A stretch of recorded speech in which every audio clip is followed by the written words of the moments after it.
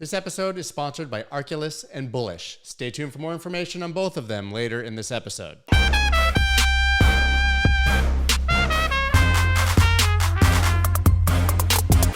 What's up, everybody? I'm Scott Melker, and this is the Wolf of Wall Street's podcast, where twice every week I talk to your favorite personalities from the worlds of Bitcoin, finance, music, trading, art, sports, basically anyone with a good story to tell. Now, today's guest, Youssef, has been here before, and this is the second time, and I can't believe that it's taken me so long to get him back on the show. He's the CEO of Paxful, one of the few companies out there that's actually living Bitcoin out to its true purpose as peer-to-peer cash for people all over the world. They have reached an astounding 6 million users or more. Maybe he'll tell me that it's more in billions of dollars transacted. And he's really the man that's on the front line working on Bitcoin adoption all over the world. Ray, thank you so much for coming back. Thank you for having me, brother. It's a pleasure to be on here, especially with you, bro. You're one of my best, one of my favorites. Thank you so much, man. I really appreciate it. That you know that the sentiment is very much mutual. So for those who maybe didn't hear our first conversation or haven't caught up, can you give them the very quick and dirty explanation of what Paxful is? Paxful is a lot of things to a lot of people, but if you look at it technically, it's just a wallet, a listing service like Craigslist, and an escrow service. And those three things combined basically allow anyone to exchange any form of money with any other form of money, with Bitcoin used as a kind of clearing layer in between. So it almost acts like a universal translator for money. Now, when you go to the website, you'll see buy Bitcoin instantly, because anyone can buy Bitcoin with a gift card, a bank transfer if they have a bank account, an online wallet if they're in Kenya with M-Pesa. Any form of money, 455 payment methods can be used to buy Bitcoin, and those same methods can be used to sell Bitcoin. So for example, someone in Nigeria can have someone pay them with a gift card code. They can take that gift card code and they can sell it to someone in China. They can get Bitcoin in exchange, and then they've acquired their first Bitcoin. Let's say they want to hold on to some of that Bitcoin, and the rest they want to turn into a local bank transfer in Nigeria. They can sell it to someone in Nigeria, and he'll pay them for it with a local Nigerian bank transfer. So what they've actually done is transported money, say from the United States to Nigeria, without having to do a wire. And Bitcoin is the method that made that happen. Now, if you look at it, beyond that, just simple spectrum, it can be used for anything. It can be used for remittance. It can be used for payments. And every time someone comes to our site, I take the chance to actually talk to them, because I want to know, why did you come here? Why did you type Bitcoin into that search engine? What is the problem you're trying to solve? And the vast majority of people are not there because they want to speculate in Bitcoin. There are a lot of people, say, for example, in Africa, that want to preserve their wealth because inflation is running rampant. For example, in Nigeria, in the 80s, 561 Naira, their local currency, would get you $1,000. Now it'll get you $1. But beyond just wealth preservation, payments, remittance, commerce, these are all real problems that people have. And an open-ended peer-to-peer marketplace solves those problems. So we built this thing, and it was the people of Africa, particularly Western Africa, that took it and kind of hacked it to solve every single problem that they had. And that's what really gave us the insight into what Bitcoin's killer app really is, as a kind of liquid clearing layer for every form of money. I've seen you allude to the fact that the youth of Nigeria have built an entire, effectively, banking system outside of the legacy system using Bitcoin, with Paxful as a part of that. And that's quite literally a story I've never seen told in the media. How are we missing this? We talk about MicroStrategy and adoption of institutions, but we never talk about Bitcoin actually being used, or at least we don't see it.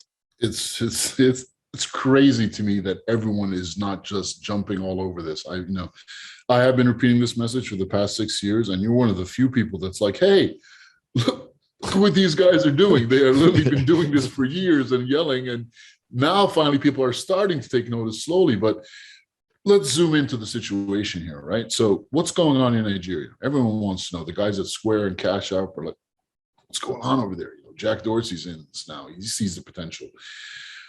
So, everyone talks about the unbanked, right? There's 1.7 million unbanked peoples in the world, but the truth is it's more around 4 billion or even 6 billion, because a lot of our Nigerian users actually have bank accounts. So they have several bank accounts in Nigeria.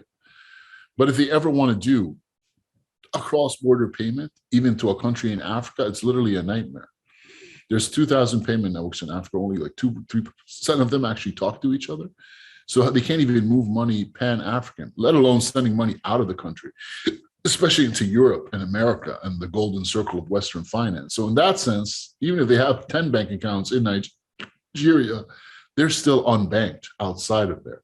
And that harkens back to the problem of financial apartheid. So what the youth of Nigeria have done is they've managed to acquire Bitcoin, and they've literally used it via OTC peer-to-peer transactions to solve every cross-border problem that they have.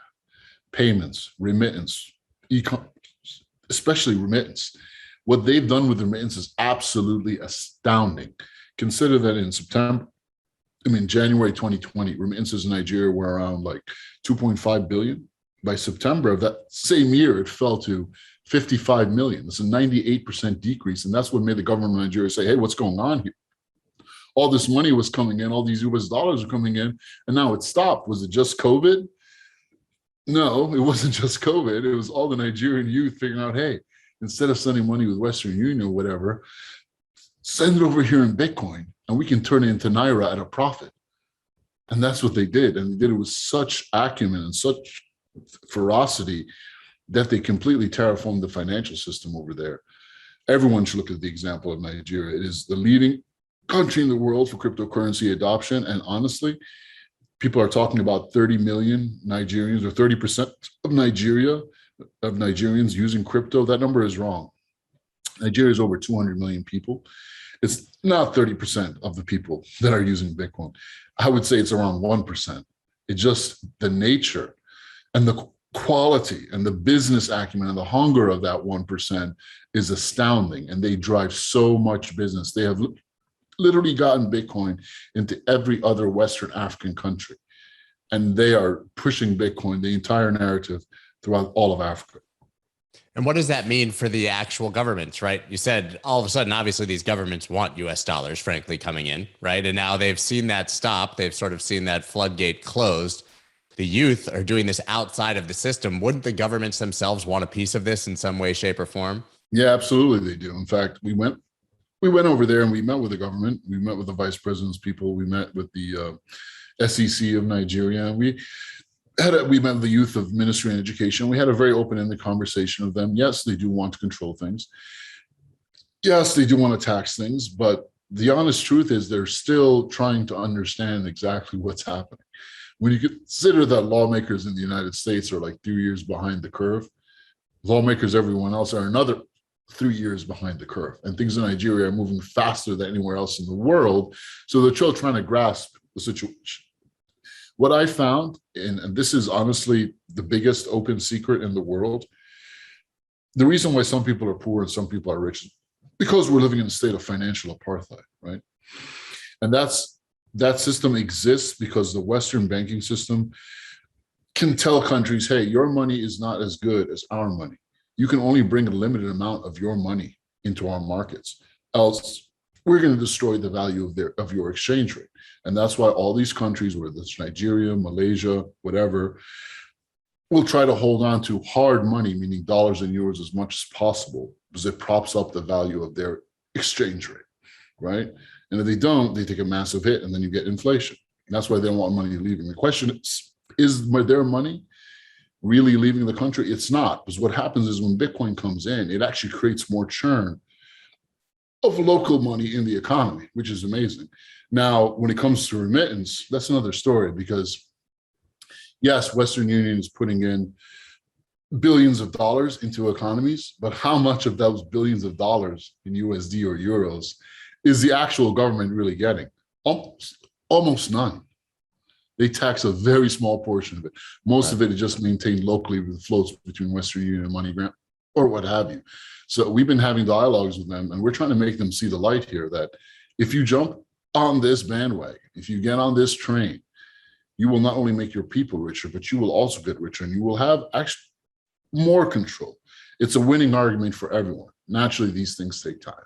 Right. One of the few places that we've actually seen it on both a population and government level, of course, is El Salvador. But you talk about the idea of financial apartheid, and every day it seems there's another criticism from the World Bank, IMF, another downgrade of El Salvador's debt. Obviously, the powers that be that want to obviously offer El Salvador a predatory loan, and they're now unable to because of Bitcoin. We see them going after that. So you can see what you're talking about in real time, how this is a threat to those larger systems. What are your thoughts on how that's slowly playing out now in El Salvador? It's a really interesting example, right? Like El Salvador, this little country, the savior, they use the US dollar, right? And you would think, they use the US dollar. Do they really have a need for Bitcoin? They do. There's a lot of things they can use it for, but because they have the US dollar, things like payments and commerce, it doesn't really offer that much more value there.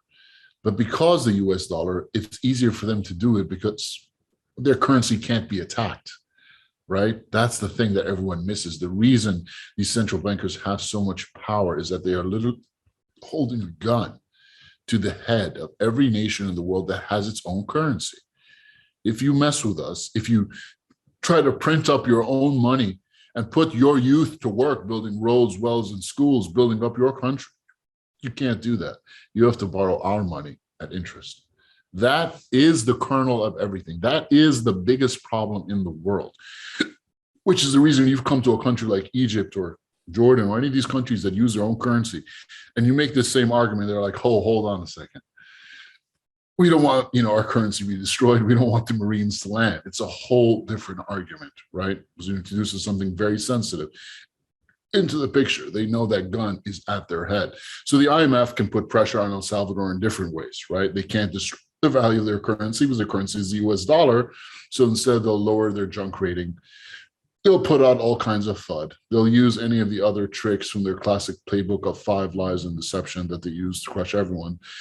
But they don't have that gun to their head like they have with everyone else. Right. I think that most people don't appreciate the history of that storyline in the 1970s, 1980s. I mean, effectively every single leader that was ousted, every coup, every dictatorship, as they'd like to call it, was a result of basically the CIA, IMF, and World Bank policy, right? And so they're very lucky, I guess, El Salvador, that they have the dollar, and that's not going to happen in that direct way.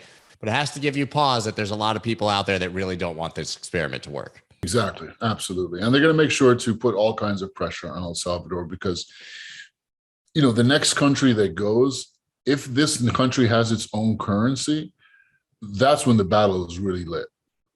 Because that's when we have to have all our ducks in a row to give this country massive support. I mean, we have to be able to form all the corridors.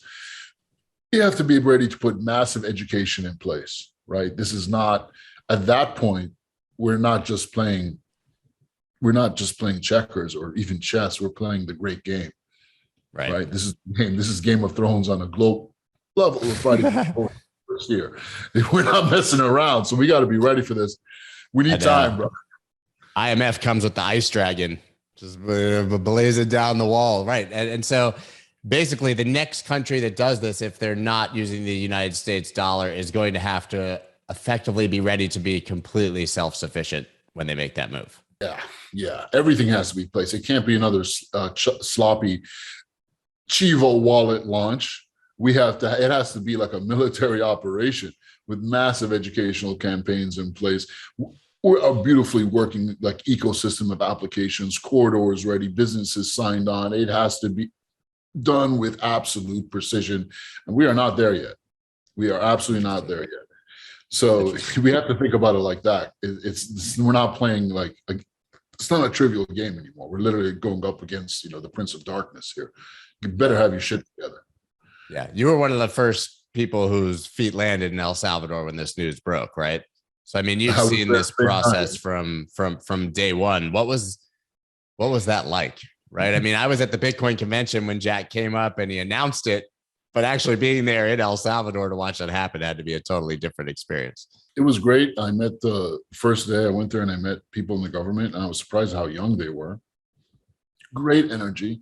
And they were like moving quickly. Like they weren't, finding excuses or They were looking for solutions, like a startup. And I was like, wow, this is a real startup field. This is awesome. Spent 3 hours talking to them. I'm like, okay, I'm out of here. Rented a car, went straight down to El Zante. I want to see for myself what's going on in the streets here. And again, I was met with, so much, it just smiles, like warmth, like people, real community-driven adoption here, people that will take time to explain things. And that's why people will be selling pupusas for Bitcoin, because no one was trying to push anything on them. It's like, hey, I'm your friend. I teach your kid how to surf every morning. Let me show you something cool. I went to the Bitcoin Hope House. There's a lot of brilliant people working there. And I was impressed with the talent. And now the last time I was there, it's been a complete level up. I mean, all the talent of Latin America is now flooding into El Salvador. I met so many brilliant people from Venezuela, from Colombia, from Brazil, all with amazing projects, all meeting there. The amount of connections that happened was amazing. The amount of amazing projects and talent, staggering. It was honestly my most favorite conference since 2013. So things are leveling up there rapidly. Yeah, it was incredible to see how fast they moved. It was like one day they were just talking about legal tender. It was adopted in government 48 hours later. And then all of a sudden we were mining Bitcoin from volcanoes. And so, but that shows you when a small government with young leaders, as you said, moves into action on something, it's exponentially faster than a Titanic, like quote unquote first world government like the United States or something like that. We can't even get regulation in the United States. We can't even get a sentence about regulation in the United States for years. And El Salvador's mining Bitcoin from volcanoes after a couple of weeks. It gave me power in government. It gave me hope and confidence in government and what it could be. There are examples in history of countries going from literally the poorest country in the world to the richest in the span of 3 to 4 years. And those examples have all been brushed over and just hidden away.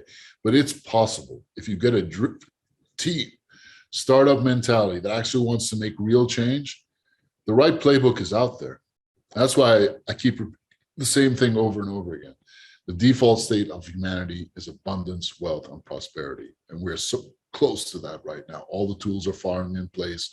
We just have to keep converging together and be able to execute on the ground rapidly. But the template is forming, brother. It's crazy, though, because your average person probably, certainly in this country, would think that the opposite sentiment is true, right? You're like, everything's in place, abundance. And then we see, all of the wealth in the hands of 1% of the world and everybody else suffering. And so, I mean, that's a message of great hope. Is that realistic that Bitcoin can bring that to everyone? Absolutely. If you study history, real history, you'll know that. But the problem is people don't study real history. The reason we're in this mess that we're in, and by mess, I mean a completely broken civilization, is quite simply because we are drowning in a sea of lies. That is the world that we're living in. We don't know which way is up. We don't know which way is down. We don't know who the bad guys are. Everything is like WWF. We are confused. And we don't even know where to start to fix the problem. We look at politicians and we think it's all about money. Is it really all about money? If central bankers can create money at will, then they don't really value money. It's a tool of control for them. The question is, control for what purpose? I don't want to go too deep down the rabbit hole here, especially not with these wicked hiccups I'm having right now. But I will say this, brother. The best thing about Bitcoin, the best thing, besides it actually allowing people to be wealthy and giving us an open financial system, all that's amazing. But to me, the best thing is that it actually got me to ask questions. Because ultimately, this battle is a battle for the human mind. And the question I began to ask is, what is money? Like, what is money really? Where does it come from? And Bitcoin gave me the answer to that. And from that, from understanding how that pillar of power was corrupted, we can understand everything else. And we just do the same playbook that they did. They took that pillar of power, money, corrupted it, used it to acquire the other pillar of power, media control, right? So they can control the minds of the people. And with that, they can acquire political control, which will give them military control so they can get all things all churned up, have us fight each other and emerge with more power after that. And then they rinse and repeat every 60 years. And they take more and more and more. And their plan, well, I'm not going to get into their plan in totality, but it's we're not going to be ahead in their plan should they win. Now that we understand that and we are asking questions, it won't just stop with money or journalism. Now people are asking questions about health. People are asking questions about science. They begin to question everything. That is the real victory, brother. We are not afraid to ask questions anymore. Once human beings are willing to do their own thinking for themselves, despite how bad they might look, that's when we'll have true victory. Guys, I'm so excited to tell you about this new crypto cold storage solution called Arculus. Their cold storage technology keeps your crypto keys off the internet and on an Arculus key card. With no cables and no USB connections, it insulates you from the thousands of hacking attempts that happen online every single day. You can store, swap, and send your crypto all with a simple tap of your Arculus key card. And if someone were to get a hold of your card, it doesn't even matter because they have three-factor authentication, ensuring that the only person with access to your crypto is you. Guys, you can check out Arculus at thewolfofallstreets.link/Arculus. That's ARCULUS. Buy your Arculus on Amazon today. Have you ever been trading crypto and during bouts of high volatility had your exchange go completely offline, or seen the order books go thin and have absolutely no liquidity for your trade? I know that you have. It's happened to every single crypto trader, but it's not an issue anymore thanks to Bullish. Bullish is a powerful new exchange for digital assets that offers deep liquidity, automated market making, and industry-leading security. Combining the innovations of DeFi with the regulated environment of traditional finance, Bullish empowers users to trade with confidence across variable market conditions while secure in a regulated environment that's backed by multi-billion-dollar liquidity contributions from the Bullish treasury. Follow @Bullish on Twitter or visit thewolfofallstreets.link/Bullish to learn more. Not investment advice. Digital assets and cryptocurrencies are high-risk products. Consult your professional advisor before dealing in them. Bullish's services are available in select locations only and not to U.S. persons. Visit thewolfofallstreets.link/Bullish for important information and risk warnings. Yeah, and you spent time in El Salvador, as I said, and didn't you set up an education center there? Did I read that correctly? Absolutely. Bitcoin. Okay, so why set that up, right? You could set up a business center. You could push the Paxful vision in El Salvador. You set up an education center. Absolutely, bro. Because if you're really going to learn about something new, especially something as close to the bone and the heart as money, you need to be in a place of comfort. You need to be in a place of trust. It needs to be like your own home. You know, you've ever been to a bar that you would go in and it feels like you're walking into your own house and sit down and have a great conversation and your heart was open to anything that would come your way? You need that same kind of vibe. So people can come in, see smiles, see people just like them, and they can just learn. We had a 67-year-old man come in. His name was Alejandro.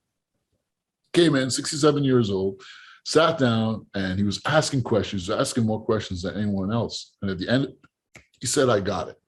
I understand this Bitcoin thing. And he bought some Bitcoin. That's beautiful. And that's exactly the kind of atmosphere you need to start a real educational snowball. It has to be a place where anyone can walk in and can feel like home. There are no expectations. You are not expected to make a transaction or buy in at the end of the process, right? This is just a place where anyone can come in and you are welcome. And that's it. That's what started. That's the exact spirit of Bitcoin Beach. And that's what got El Salvador going. And we're just taking it to another level right now. And everyone is welcome to come there and speak at Casa del Bitcoin. You know, anyone can come over, anyone can speak, anyone can meet the people themselves. We invite every influencer, every educator, every evangelizer to come on down and share a piece of your love with the people. So obviously you've been all over the world evangelizing for Bitcoin. We talked about the fact that the next country would have to come really correct if they're going to try to adopt Bitcoin as legal tender. Do you have any idea of, maybe not on that same level, but what other countries may be the next dominoes to fall with some sort of adoption or legislation surrounding crypto? Well, we've been talking to several countries in Africa and the Middle East. I will say they move very slowly, but I was really impressed with the people in Tunisia. And also Uganda. In fact, the mayor of Entebbe wants to make it a Bitcoin city. And that's how things start. You know, once small local region builds up, you get the youth living, and then the whole country can come through. Now, again, if that country actually uses anything other than the US dollar as legal tender, introduces tremendous complications. But everyone is actually looking at El Salvador right now, and they're looking very closely, which is why the World Bank and Bank of International Settlements are taking it seriously. They don't want a snowball effect to happen here. So as we talk right now, there's literally a war, an all-out war brewing. And you've got old men sitting in think tanks and plotting and planning because no one saw this coming, right? These guys usually think ahead 20 years, right? When they hatch plots and plans. But this came straight out of left field. And that is the power of a small group of humans to change things. Feels like we all need to just go buy the Bitcoin bond, right? And make sure that there's tons of money in El Salvador then. I mean, is that what we should be pushing for to support them? It's not like, like how do you fight the IMF if you just want to support El Salvador? Is it just some sort of investment in that country so that they can survive without money from one of these agencies? Well, I'm not a financial advisor. I don't know if you should buy bonds. I don't really understand bonds. I'm going to be honest with you, but you can go to El Salvador. You can enjoy the most awesome beaches there. You can buy a property over there.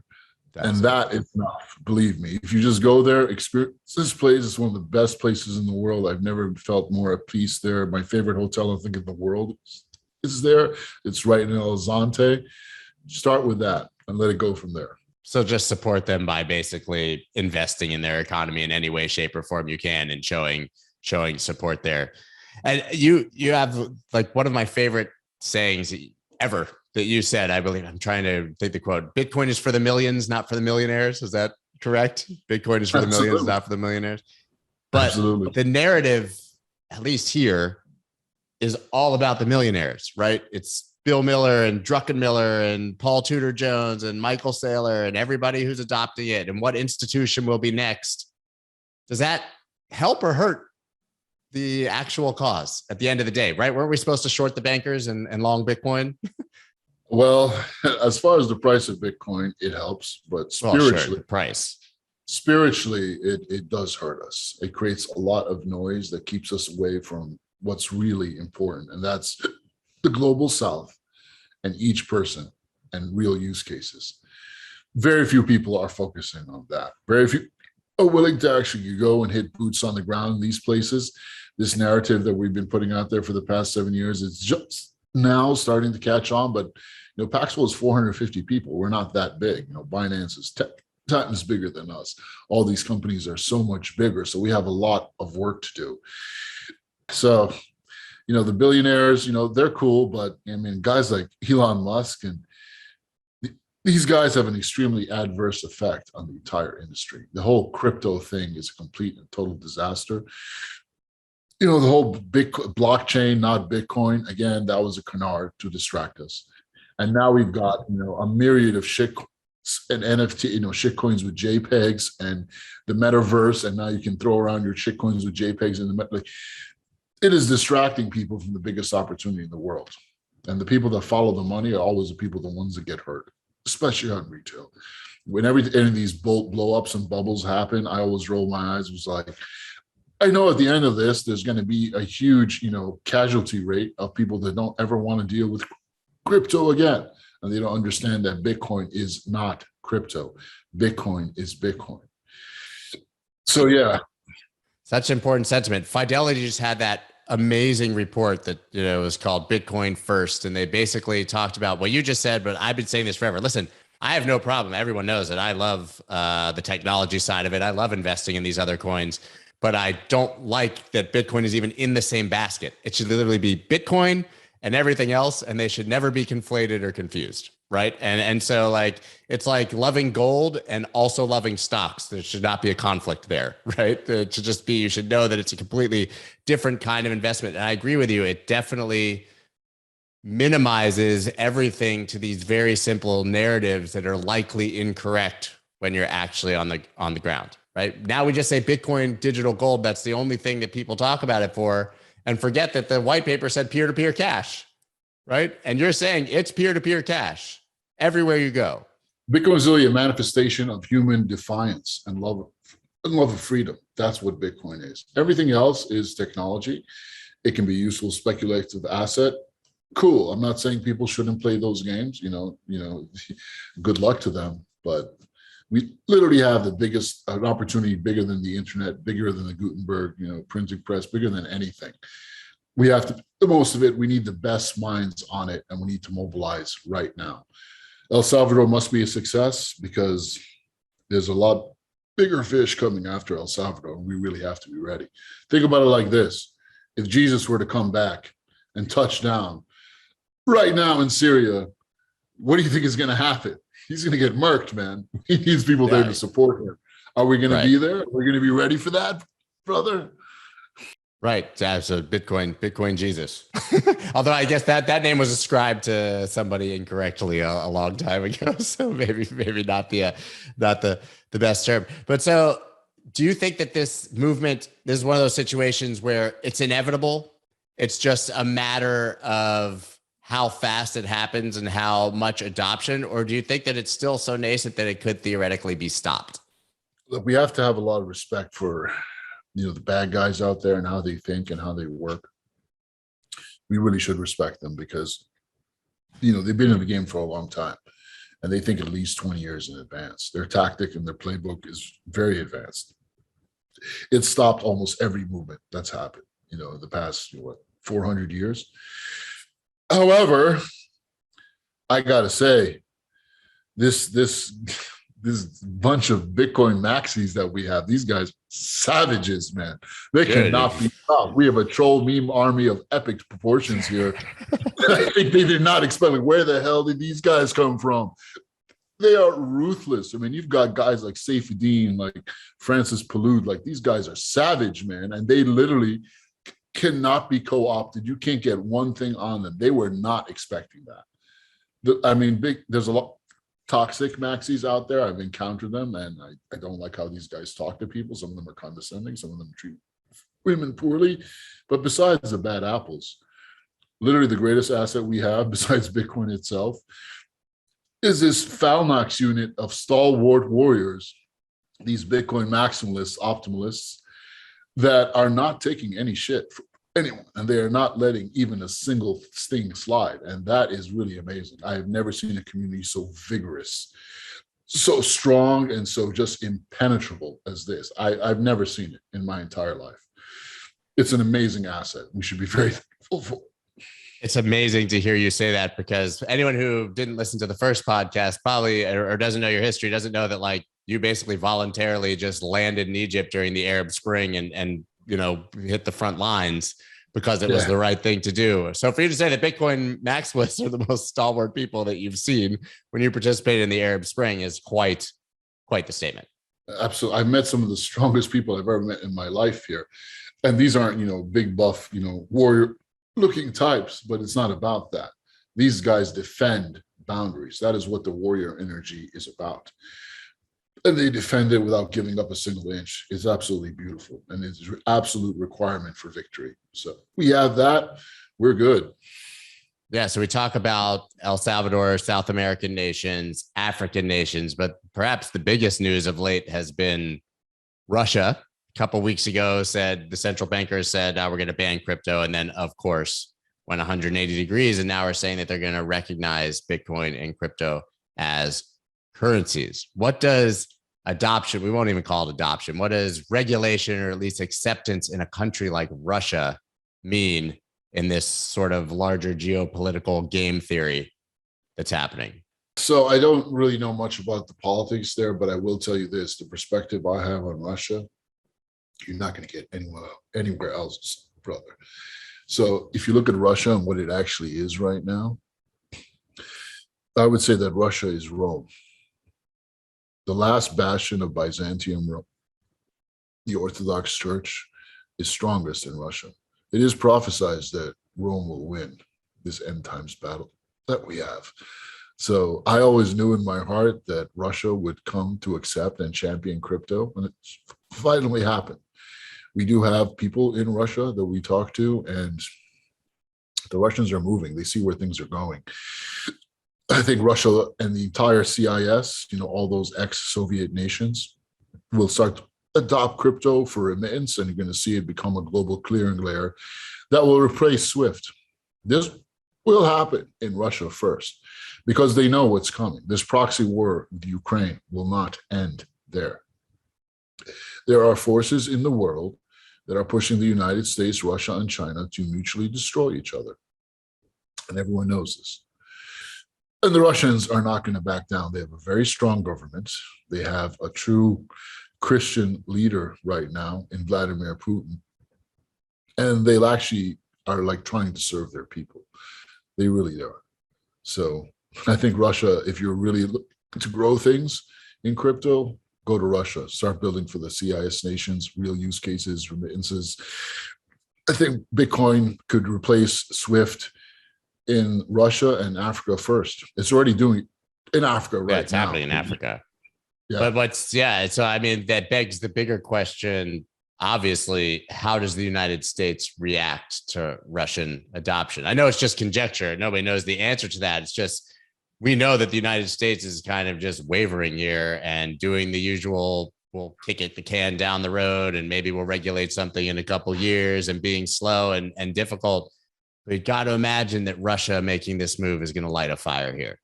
It will. Now, it's already lit a fire. I think Americans knew that the Russians would do this. The question is, how fast do they move in putting up the walls and barriers to stop this? Because tomorrow the United States could say, hey, all SWIFT payments into Russia are banned. Right. All Russian banks have lost access to the American ACH system. Right? They could do this tomorrow. Yeah. If they want to. Say Russia switches to Bitcoin or whatever, any form of crypto that they so choose. What walls will they put around that to further starve and narrow them off? It's a game of political brinksmanship, and it's also a game of financial brinksmanship. I think it'll escalate slowly for a little while, but them pressing the red button on shutting off the pathways could happen at any time. A lot of people don't understand how close we are to midnight and how close we've been to midnight for the past 10 years. And by close to midnight, that was a term they used in the 60s, where it just meant, yeah, exactly, someone would push the button, right? And we've been that close for a very long time. It's crazy. And you talk about the idea that there's effectively three superpowers that are sort of vying for one another and looking for mutually assured destruction, I guess. China went completely the other way of what I would have thought was rational. China was in a position to completely control the entire market to some degree, right? They had the bulk of the hash rate, arguably a bulk of the coins and demand, and decided for an outright ban and to take themselves out of this game entirely. Yeah, and I expected that they would as well. And not because I'm some geopolitical genius, I'm not at all. But spiritually, I understand what's happening. I mean, look at Russia. It's a Christian, God-fearing nation. China, look what they're doing to the Muslims over there. Look how they treat the Christians before. The Chinese Communist Party thinks that they are God. Right. Of course, they would make a move like that. And, you know, they would switch sides in a second. They're currently with Russia, but if they thought Russia would lose, they would switch over to the American side in a moment. So they cannot be counted on because they're not a spiritually positive force.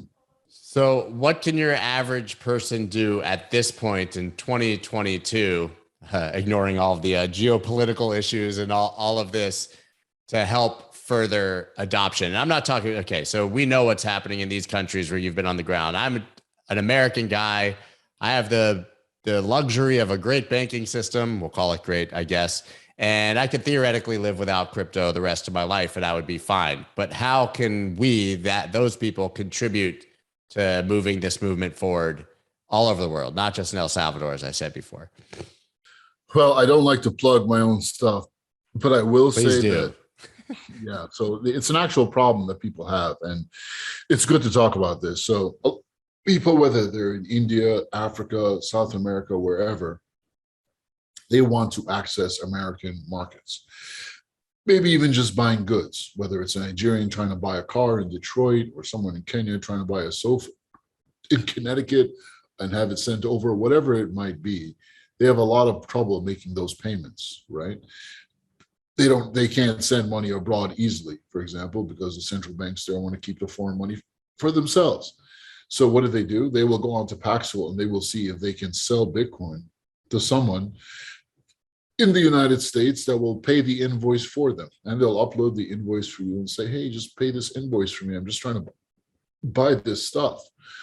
So if Americans want to acquire Bitcoin at a discount, mind you, because they're willing to lose a few percentage points off of it just to make the payment, because otherwise it's completely impossible or extremely expensive. By extremely expensive, I mean they'll lose anywhere from 10 to 20% from their bank.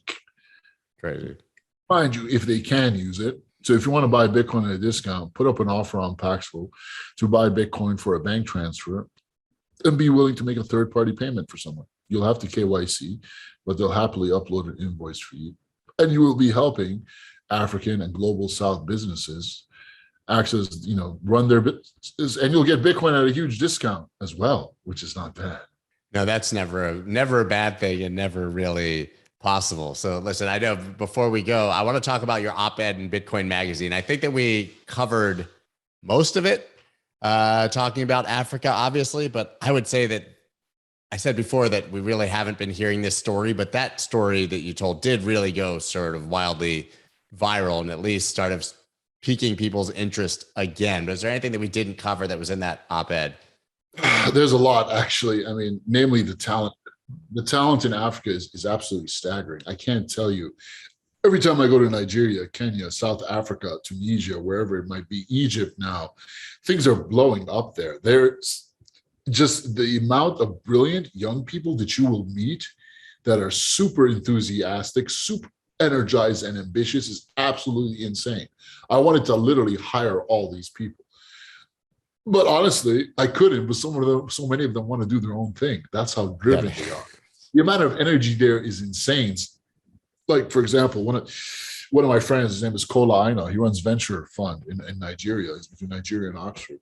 It's one of the most successful funds in all of Africa. You're going to start seeing these African funds absolutely blowing up. I don't know if you can or how invest in them, but the explosion that we've seen out of Western Africa with things like Paystack and all these things, it's literally a drop in the bucket compared to what's coming. Over these next 10 years, you're going to see an explosion in Africa and in India as well of wealth and value creation that is absolutely unprecedented. And everyone will be left like with their heads reeling. Like, how is this even possible? I know what's going to happen who's actually seeing the talent there. So I don't know what to tell people. I think you should just get on the plane and go to Africa and meet these people. You can go to the Bitcoin Center in Abuja that we built. You can go to, I can connect people with people in Lagos and just see what's happening there. Like, you cannot discount the amazing talent that is coming out of Africa, India, and the entire global South, right? And they are finally getting a voice. Yeah. I mean, it sounds like the charge is being led in unexpected places, and that one day everyone's just going to wake up and not believe what happened. And they're just going to be shocked and say, we thought that this was an American thing or a European thing. And all of a sudden it's completely co-opted for a better, superior use in other places. Love to see it. Here and not talk any smack about Silicon Valley, but those boys are done, man. Yeah, I think they're seeing that. I think that sentiment, I think, is actually somewhat widespread. Yeah, it's finished, man. So you think we're going to see the next, maybe not, it's a false comparison, but the next Googles and Facebooks and Amazons coming out of Africa, and as a result of the brilliant people there and Bitcoin adoption to some degree? Absolutely. Absolutely. And they're going to be bent mostly around finance to start. But once that spine is there and is rapidly coming there, you're going to see, the truth is the amount of talent that's there, the West really can't compete with that talent and level of toughness anymore. Like, we have become soft. We become apathetic. We just don't care. Those people care. They are ready to fight. I mean, this level of hunger. They have to care. Exactly. The level of hunger there is absolutely tremendous. And the only reason they have not already risen to the top is because they are literally working with a gun to their head and kept in this little financial prison. Those walls, those bars are melting away. They're almost gone, really. If you know about Bitcoin, those bars don't exist for you anymore. Those people are getting rich, and they're making the people around them rich. We're seeing the formation of a new world right here. I don't want to alarm people, but actually I kind of do. Have at it. Well, look, it's like I said before, people are asking questions right now, asking questions about everything. whether it's about COVID, science, health, anything, money. There are no more sacred cows. Everything is up for grabs right now. Everything is up for questioning. Once a civilization starts to do that, and they actually have the tools to resist and build wealth in centers that are not controlled, you're going to start seeing the formation of a new world. Gulf's Gulch in Ayn Rand, right? It was the place where all the enlightened people that were ready to make real change could go. You're going to start seeing Gulf's Gulches all over the world right now. We'd be lucky if we had one in Miami, America, but Africa will probably have like 30. India will have another 30. Latin America will have another 20, 30. Like, all these places are popping up and there are no more borders. People vote with their feet. The world has already changed. COVID has actually worked in our favor. And by our favor, I mean humans. The powers that be can plot and plan all they want, but karma's a bitch, man. And they can't control everything. They don't know who meets who. They can't control the feelings and emotions in people's hearts. They can't control the questions that pop in people's head. And people are not afraid to ask those questions. And there's people right now that can give them answers. The world has already changed, brother. It's only a matter of time. Good guys are prophesized to win, and we will win this thing. We just have to win it in this generation. Because if we don't, it's going to be 1,000 years of darkness. And I refuse to have 40 generations of my children fighting. I'll win it right now. That should be first and foremost on our minds. I love Gulch. So we can conclude by saying that Atlas is currently shrugging, I guess. Sure. Where can everybody follow you after this conversation? Keep up with everything that you're doing. And I know you're in a different country every day, so following you is impossible. Well, yeah. Don't try it too. I've been working out, don't spook. I'm Ray Paxful on Twitter, Instagram, Telegram. Just hit me up anywhere. I'm happy to have a chat. And I know that you actually mean that, because I remember in our first conversation, you said that like you were customer service for all of everyone who would call Paxful, no matter what time of day, what time of night, it was you. Absolutely. I still do it. Like you see Reds, like on Reddit, they're like, just you go straight to the CEO, man. He'll fix your problem. And I do that because I do want to help people, but even more importantly, it gives so much insight into our company processes and what's wrong and what can be improved. And ultimately, if anyone here in this business has been blessed with the honor to be a CEO and run a company, think of it of running your own little country. All the things that annoy you about the country that you live in, whether it's something as small as going to the DMV or going to the hospital, or all these processes that you think are broken, and why don't people care? If you are blessed to be in a position of leadership, we can change every one of those things and make a better example for the future that will eventually lead to nation state adoption. But of course, it all starts with giving a damn. Absolutely. Absolutely love it, man. Thank you so much for doing this. Once again, everybody, please go check out Paxful and follow Ray. Like I said, one of the most inspiring, certainly personalities in this space and that I've ever met. And we're not going to wait. Last time was August 2020. We're not going to wait another year and a half to do this again. Maybe 3-6 months, we'll have you back on and get an update. So thank you very much for taking the time. Am I going to see you in Miami, bro? Oh, yeah. Are you going to be there in April? Oh, yeah. Okay. Yes, sir. All right. See you in Miami. All right. Perfect, Ray. Thanks, man. Peace.